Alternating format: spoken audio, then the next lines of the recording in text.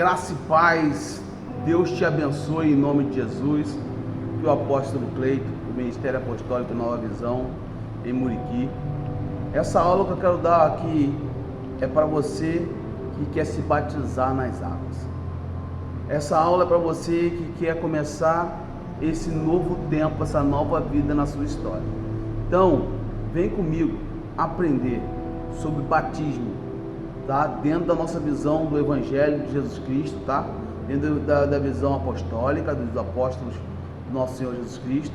Então, o que eu preciso para ser batizado, para me batizar nas águas, através de um irmão, de uma igreja, de um pastor, tá?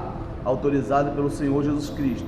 O que é necessário para que eu seja batizado nas águas? Vamos lá. Primeira coisa, você tem que se arrepender.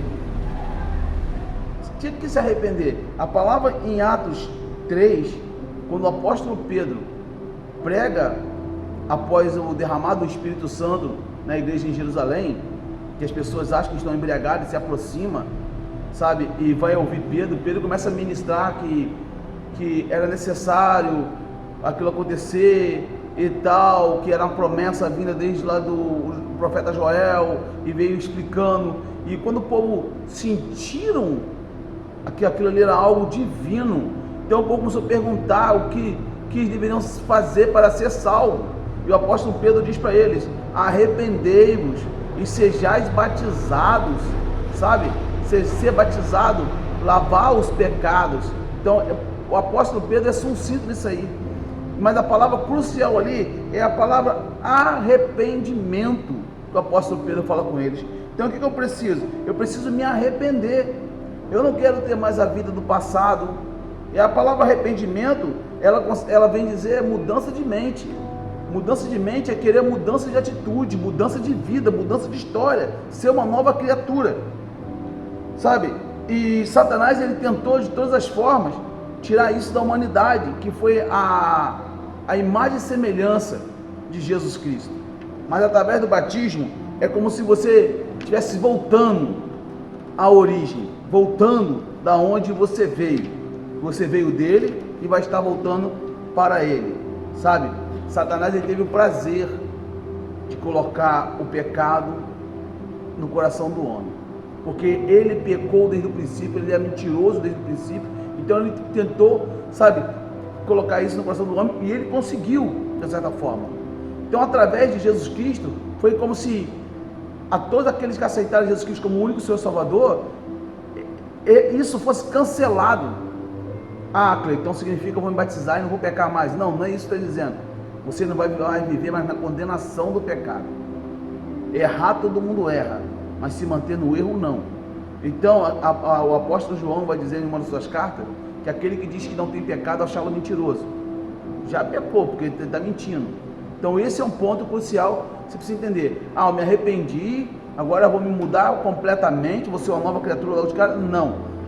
A restauração, regeneração é um processo, através de discipulado, através da palavra de Deus, através das buscas, através das frequências aos cultos e aos estudos bíblicos. Tudo isso faz com que você seja regenerado e chegue à santificação para com o Senhor. É uma busca contínua, todos os dias. Então o que eu preciso? Me arrepender. O que é arrependimento? Meu irmão, é você pedir perdão por tudo aquilo que você fez de errado. E isso, o arrependimento, vem pela consequência da salvação, que você se sente salvo, então você não quer viver mais aquela vida que você vivia antes. Você se conscientiza de uma nova direção na sua vida. É o primeiro ponto que você precisa, é entregar a tua vida para Jesus e se arrepender dos seus pecados, tá? Qual é a consequência de uma vida de arrependimento? Aquelas pessoas do cenáculo que Pedro pregou se arrependeram de seus pecados e passaram a se amarem e terem o mesmo ideal, seguir Jesus. Aquelas pessoas ali, 3.000 almas, homens, fora mulheres e crianças, que foram batizadas, dali em diante começaram a ver um mover diferente, a igreja começaram a se amar, a igreja começaram a ser unânime. Pode pegar o livro de Atos, você vai ver ali de Atos do 2, em diante, você vai ver que aquela igreja ali era uma igreja poderosíssima, unânime, unida, sabe? Ninguém havia necessidade, diferente de muitas coisas que nós estamos vendo por aí, onde nós estamos vendo líderes poderosíssimos, ricos, e o povo passando fome. E não era essa a igreja de Atos. A igreja de Atos era que todo mundo tinha tudo em comum. Ninguém no meio deles passava necessidade. Pegou a visão? Mas não é esse o assunto aqui. Vamos chegar para outra história, tá? Então, peraí, o que é uma vida de arrependimento?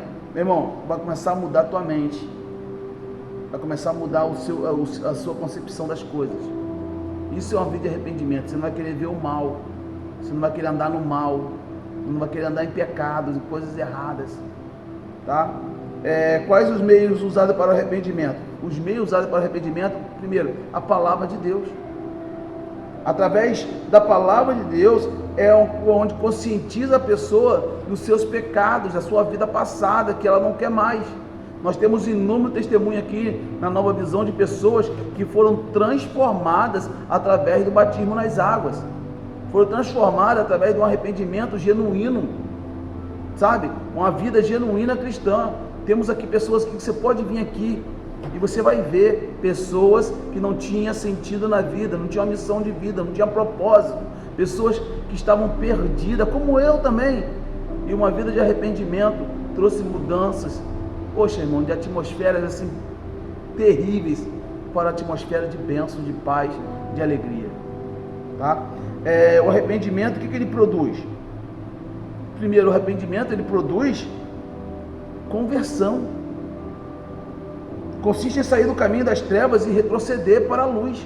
Você veio de Deus. Quem soprou a vida em você para você estar vivo foi Deus. Então quando você se arrepende, é você se voltando para Ele de novo, você convertendo-se, mudando de vida, tá? E essa conversão é feita através do exercício do arrependimento e da fé, e não ter a intenção de voltar atrás. Uma das formas que a gente vai se arrependendo do nosso pecado é o Espírito Santo. É o próprio Deus vai agindo no nosso coração e vai nos transformando. Pegou a visão? E após o arrependimento, a nova etapa é a santificação, que é a permanente ação de estar se corrigindo. Santificação é a permanente ação de estar se corrigindo. Não significa que você vai ser perfeito o tempo todo, mas você vai se corrigir o tempo todo. Aquilo que você fazia, você não faz mais. Aquilo onde você errou, você não vai errar mais. Você vai ter uma nova vida em Cristo Jesus, renunciando a si próprio. Romanos 12:1, Paulo vai dizer assim: rogo-vos, pois, irmãos, que apresenteis o vosso corpo como culto racional, mas antes fala assim: apresentei o vosso corpo como sacrifício vivo, santo e agradável, que é o vosso culto racional. O culto racional é você viver uma vida de mudanças, tá? Estamos no tempo da graça, sim, estamos no tempo da graça, mas a mudança é necessária e nós temos que mudar para a honra e a glória do nome do Senhor, tá bom? Então, para obter a salvação é necessário haver o que? Arrependimento e fé. Você tem que crer, cara. Através do arrependimento, o pecador abandona o pecado e pela fé crê no sacrifício de Jesus Cristo e garante a salvação. Levantar a mão na hora do apelo, parar de beber, de fumar, ir à frente, etc., não significa conversão. Agora, compromisso, mudança de vida por completo, significa conversão. Isso significa crescimento espiritual, crescimento que se concretiza com a busca de coisas que são do alto e não na discussão da terra, tá? Então eu falo para você, você precisa se arrepender de quem você era, se arrepender de quem você é, para chegar ao nível de ser batizado. Outro ponto, novo nascimento, salvação e novo nascimento, sabe? Ter uma vida, sabe? Entender que não é mérito meu. Efésios 2, 8, 9 vai dizer que não é mérito nosso, mas foi pela graça que nós somos salvos, para que ninguém venha se gloriar de si mesmo, sabe? Dizer que pelo seu próprio mérito conseguiu a salvação, mas a salvação ela vem somente pela graça de